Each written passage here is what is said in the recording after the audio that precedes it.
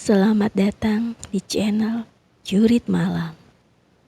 Channel yang akan membuat kamu merasa bersama kami, tidak dalam ketakutan dan kesendirian. Ingat, jangan mendengarkan atau menonton ini sendirian. Resiko ditanggung sendiri. Episode spesial, di mana hari ini saya akan membacakan kisah mistis dari narasumber teman saya sendiri, namanya Dina, Nisa, dan Vika. Bermula ketika mereka semua masih dalam satu pekerjaan di sebuah instansi pemerintah di Depok. Sekitar tahun 2009. Pada saat itu kebetulan ada tragedi gunung meletus di daerah Jawa Timur, tepatnya di Gunung Kelut. Alhamdulillah mereka semua dapat kesempatan untuk mengikuti program bansos dari tempat mereka bekerja. Di sana mereka pergi ke Jawa Timur itu sekitar beberapa orang. Ada supir dan 6 orang yang menggunakan mobil. Singkat cerita, setelah mereka bansos, mereka berinisiatif karena masih punya banyak waktu di Jawa Timur. Mereka pergi ke Malang karena kebetulan Kelut tidak jauh dari Malang. Akhirnya sepakat sama teman-teman, mereka pergi ke Malang. Siang mereka sudah sampai di Malang, tapi mereka semua bingung mau nginep di mana. Karena saat itu belum zamannya ada Traveloka atau OTA yang lain. Jadi mau gak mau mereka mencari manual. Kebetulan saat itu hotel banyak yang penuh. Alhamdulillah Dina punya teman di Malang. Jadi mereka dibantu mencari hotel. Saat itu hujan gerimis.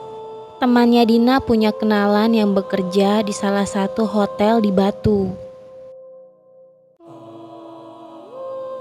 Awalnya Dina tidak merasa apa-apa. Mereka masuk saja. Kebetulan ketika mereka bertemu dengan marketing hotel, mereka diberi harga murah sekali. Sudah include extra bed, include breakfast. Padahal mereka itu bertujuh, terdiri dari 4 laki-laki dan 3 perempuan. Akhirnya mereka pesan 2 kamar dengan harga yang murah. Karena dengan 2 kamar berisi 7 orang dapat free breakfast semua dan tanpa ada biaya tambahan sama sekali. Wah, murah banget, pikir Dina. Singkat cerita, teman-teman Dina yang lain masih di dalam mobil. Mungkin mereka kecapean. Yang penting dapat hotel dan murah lagi. Setelah itu, Dina ajak teman-temannya. Yuk, kalian turun dong, kita lihat kamarnya. Ajak Dina. Dari mimik mereka itu kurang nyaman melihat hotelnya. Cuman Dina yang gak ngerasain hal-hal yang aneh. Lalu mereka mencari kamarnya. Mana kamar yang cocok? Kamar pertama mereka lihat. Dina sendiri kurang srek. Kenapa? Karena ketika Dina masuk ke kamarnya, di kamar mandi itu ada laba-laba besar sekali. Tadi Dina bilang ke resepsionisnya, "Mas, ada yang lain gak? Soalnya kamar ini ada laba-laba gede banget." Akhirnya mereka diberikan kamar yang lain. Jadi posisinya itu 2 kamar. Jadi 2 kamar terpisah dengan kamar yang lain. Kamar laki-laki yang ada laba-labanya. Setelah itu kamar yang buat perempuan. Kamar yang perempuan tempati letaknya persis banget di ujung. Tapi di ujung koridor, sebelum pintu masuk ke kolam. Ada yang aneh dengan teman Dina, namanya Nisa. Ceritanya begini. Jadi pas setelah mereka deal harga, Nisa bilang, "Kalian semua jangan pergi ke belakang ya. Jangan ada yang buka pintu belakang." Karena Dina penasaran, ada apa sih Sa? Kok nggak boleh buka pintu belakang? Akhirnya Dina sengaja buka pintu belakang dan kebetulan saat itu, kalau tidak salah mau maghrib, Dina buka pintu belakang dan Dina lihat nggak ada apa-apa kecuali kolam yang sudah nggak kepake. Jadi kolam itu besar tapi sudah nggak digunain sama sekali. Dan di sana banyak kayu-kayu kayak gitu deh. Akhirnya Dina tutup lagi. Kemudian bilang, "Nggak ada apa-apa kok Sa, cuma ada kolam yang udah nggak kepake doang." Saat itu Nisa sebenarnya mau marah sama Dina, cuman nggak enak. Setelah mereka melewati kolam renang, selanjutnya mereka mandi dan ganti baju. Terus siap-siap mau acara malam. Mumpung lagi ada di Malang Batu, jadi mereka mau jalan-jalan dulu. Sebenarnya Nisa udah bilang dari dalam mobil, kalau misalkan di hotel kalian mau jalan-jalan, aku nggak ikut deh, di kamar aja selimutan. Tapi nggak tahu kenapa, tiba-tiba Nisa itu berubah pikiran. Ketika mereka mau pergi, Nisa jadi ikut. Katanya, aku nggak mau sendirian di kamar. Sesampainya mereka balik ke hotel, tragedi dimulai. Mereka semua siap-siap ritual malam wanita, pakai krim malam dan lainnya. Kebetulan, 3 orang perempuan ini udah pada posisi PW untuk tidur. Karena Nisa masih banyak ritualnya, cuci muka dulu, terus pakai krim malam dulu, jadi paling terakhir untuk tidur. Waktu di kamar mandi, Nisa cuci muka. Kayak ada suara orang bersiul. Nisa berpikir mungkin itu Coki temannya. Tapi kenapa suara bersiul gede banget? Padahal itu di dalam kamar mandi, kalau nggak salah ya. Kamar mandinya kedap suara, tapi ya sudahlah. Nisa balik lagi ke kamar, tidak terlalu memikirkan. Selesai cuci muka, Nisa keluar dari kamar mandi. Selanjutnya, Nisa memakai krim malam di depan kaca. Semua teman-teman sudah pada tidur, hanya Nisa sendiri yang masih duduk dan menghadap ke kaca. Pas lagi mau pakai krim malam, ada suara tokek. Setelah itu hening. Kebetulan Nisa sedang serius memakai krim malam di meja rias jadul. Meja rias jadul dan agak seram kesannya. Selesai Nisa pakai krim malam, terus siap-siap mau tidur. Sebelum tidur berdoa, pas itu tiba-tiba Nisa mendengar suara berisik banget. Ada seperti orang ngobrol, ketawa, terus kayak seperti kegiatan melayani tamu baru. Nisa berpikir rasional. Oh, mungkin ini hotel rame banget ya sampai berisik. Nisa berpikir mungkin ada acara di bawah. Karena kebetulan hotelnya berbentuk pavilion. Jadi Nisa tahu kayak di belakang dipisahin sama kolam renang. Namanya suara berisik. Sempat ada suara piring, tapi bukan piring. Kayak ada suara yang dilempar gitu. Terus Nisa pikir itu suara pegawai hotel yang lagi nyiapin acara. Atau mungkin memang pegawai hotelnya nginep di situ. Atau istirahatnya di situ. Nisa saat itu posisinya lagi menghadap ke jendela. Tempat tidurnya dan sebelahnya ada jendela dan hordeng. Nisa menggerutu dalam hati. Ini hotel kok berisik banget ya? Udah jam segini, kalau nggak salah jam 1:30 pagi. Berisik banget sih nih hotel. Tadi pas check-in sepi banget. Gerutu Nisa, kemudian dia balik badan dan syok apa yang terjadi. salah satu temannya yang tidur di bawah tiba-tiba menarik selimut Nisa. Posisi temannya menarik selimut dan nangis. Namanya Vika. Kebetulan Vika ini tipe-tipe orang yang peka dengan begituan. Nisa tanya, "Kenapa, Vik?"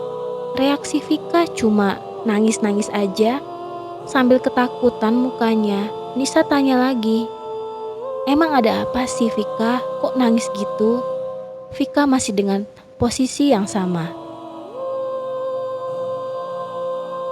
Wah, ini udah gak bener. Jangan-jangan yang tadi barusan gua denger itu bukan suara yang wajar ya? Pikir Nisa dalam hati.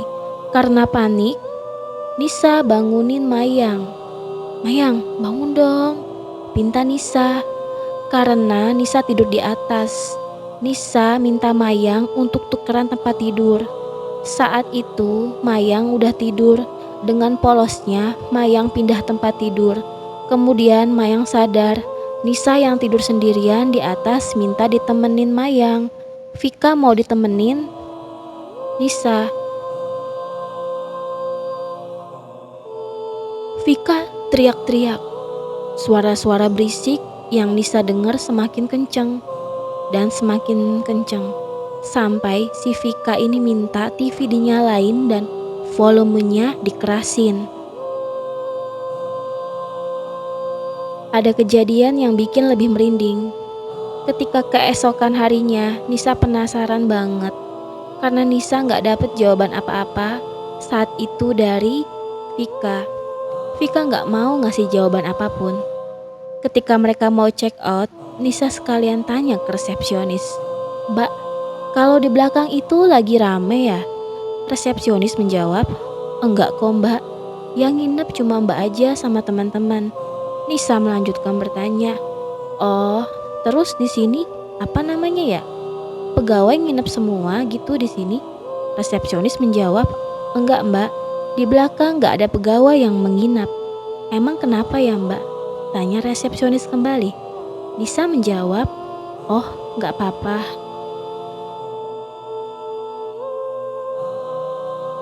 Resepsionisnya seperti sudah tahu. Nisa sepintas melihatnya ketawa sendiri, senyum-senyum sendiri. Setelah check out, ketika di mobil, Nisa ingin dapat penjelasan yang terjadi di malam hari dari Vika. Ternyata ada lagi cerita dari Irfan, salah satu laki-laki yang ikut menginap di hotel. Ceritanya lebih jelas. Irfan juga peka seperti Vika, jadi mungkin lebih jelas menggambarkan apa yang terjadi. Jadi saat itu tiba-tiba ada telepon dari Dina. Kebetulan waktu itu kita bertiga, saya, supir, sama Coki. Terus Dina ditelepon bilang, "Sini dong, sini cepetan." Vika nangis. Awalnya gue nggak mau kesana. Di sana kan cewek semua. Sedangkan Dina suruh gue masuk ke kamar cewek. Tapi ya udahlah, gue bilang tunggu sebentar. Abis itu telepon gue tutup. Gak lama kemudian tiba-tiba Dina telepon lagi sambil marah-marah. Kata Dina, "Cepetan sini pokoknya. Gak mau tahu. Lu harus kesini." Si Vika nangis. Ketika Irfan masuk ke kamar perempuan dan benar, Vika ini lagi ngeringkuk sambil nangis. Matanya berkaca-kaca. Si Mayang juga lagi sibuk sendiri. Mayang seperti ikut ketakutan bareng.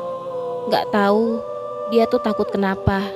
Kemudian Irfan diminta untuk tidur di sini nemenin mereka. Irfan gak mau awalnya. Kemudian Dina berkata, "Kamu pokoknya tidur di sini." Akhirnya Irfan mau. Irfan tidur di bawah sendirian. Di kasur atas mereka bertiga mirip seperti ikan pindang berjajar. Setelah itu semua mereka tidur nyenyak, tidak merasakan apa-apa. Ketika sudah pagi, tubuh Irfan sudah segar lagi. Irfan sama sekali gak ngerasain apa-apa. Dengar suara aneh juga enggak. Dina cerita, banyak orang berisik di luar, seperti ada acara. Irfan sama sekali tidak mendengar apa-apa. Beda lagi ceritanya yang dialami oleh Nisa. Sepertinya cerita Nisa lebih ekstrim. Nisa mulai menjelaskan. Pas kita udah masuk hotel, waktu itu aku ikut di mobil dan yang nyari hotel itu si Dina. Dina cari hotel dong, dalam keadaan hujan dan emang udah sore banget menjelang maghrib. Datanglah kita ke hotel yang Dina tunjukin. Dari awal, aku udah ngerasa gak enak. Ada gapura di depan dan ada patung seperti sudah lama gak dipakai. Kayak patung Semar. Dari situ aku udah ngelihat hal yang aneh. Bentukannya putri gitu. Wah, ini udah gak enak. Kemudian masuklah kita ke hotel. Dari situ, aku lihat kayak ada anak kecil lari-lari. Mulai dari lobi depan, masuklah. Lihat kamar yang tadi kata Dina ada laba-laba besar. Di situ kamar hawanya dingin. Kayak emang beda. Kayak kamar udah lama lah gak dipakai, cerita Nisa. Kemudian Nisa melanjutkan ceritanya. Menurutnya, di kamar yang pertama itu hanya ada satu kasur besar. Kemudian mereka dipindah ke kamar selanjutnya. Ukuran kamar kurang lebih 3 kali 2 meter. Dengan 2 extra bed dan 1 kasur besar. Tidurnya di kasur besar, Vika dan Mayang. Dina tidurnya di extra bed. Menjelang maghrib, Nisa masuk kamar dan mulai merinding. Kemudian masuk ke kamar mandi. Menurut Nisa, kamar mandinya itu gak enak dan bau amis. Setelah semua kejadian itu, akhirnya Nisa mutusin untuk ikut jalan-jalan ke Malang. Sebelumnya Nisa menolak ikut. Nisa juga menambahkan, ketika maghrib, Nisa melihat anak kecil sejenis tuyul mandi di kolam. Karena hal itu, Nisa sebelumnya sudah ingatkan, jangan ada yang buka pintu ke belakang. Ketika malam sebelum tidur, Nisa juga mendengar suara berisik. Kadang suaranya kecil, kadang suaranya besar. Ke seberang kamar mereka, Nisa seperti melihat ada banyak orang seperti melakukan aktivitas. Besok paginya, Nisa bertanya kepada pelayan yang mengantar sarapan nasi goreng. Si pelayan menjawab, "Iya Bu, dulunya sempat ada tragedi pembunuhan di sini." dari keterangan si pelayan, Nisa tidak mau cerita ke teman-temannya karena mereka terlihat masih syok dengan kejadian semalam. Nisa melanjutkan sarapannya, kembali ke kamar untuk mandi dan pulang. Vika mulai bercerita pengalamannya di hotel. Sebelumnya dia gak mau bercerita. Kita bertujuh memang posisinya waktu itu capek. Lelah secara emosional dan fisik. Setelah 2 hari berkegiatan, dan kedua sudah cukup lelah untuk mencari hotel. Setelah dapat hotel dan saat aku masuk hotel, memang rada aneh hawanya. Persis seperti yang Nisa ceritakan. Tapi aku mencoba positif. Mungkin hotel ini didesain etnik klasik Jawa. Banyak ukir-ukiran. Di depannya ada pohon-pohon dan patung-patung. Mungkin karena ini di Jawa Timur. Kita check-in itu sekitar maghrib. Kemudian mandi dan segala kegiatan sampai jam 11 malam. Pada saat jam 1:15 pagi, ada suara bunyi gedebuk. Keras banget, tapi aku hiraukan. Tapi suaranya malah tambah. Cuma gedebuk keras. Yang paling aku inget banget, ada suara orang mukul-mukul. Kayak besi gitu, jadi bunyinya duk duk duk. Aku tiba-tiba merinding. Aku kayak sesak nafas, aku cari perlindungan diri. Aku tutupin bantal, guling, selimut di telinga, tapi suaranya tetap tembus ke telinga, bahkan nambah suaranya. Nggak cuma duk-duk-duk, tapi ada suara orang ribut, kayak hajatan, suara campuran perempuan dan anak lelaki. Suaranya tambah kencang, kepala sampai badan berasa dicengkrem. Aku tutup mata, mungkin kalau tidur, suaranya bisa hilang. Terima kasih sudah mendengarkan dan menonton channel Jurit Malam. Jangan lupa tunggu kisah-kisah kami selanjutnya. Jangan lupa juga like, share, komen, dan subscribe.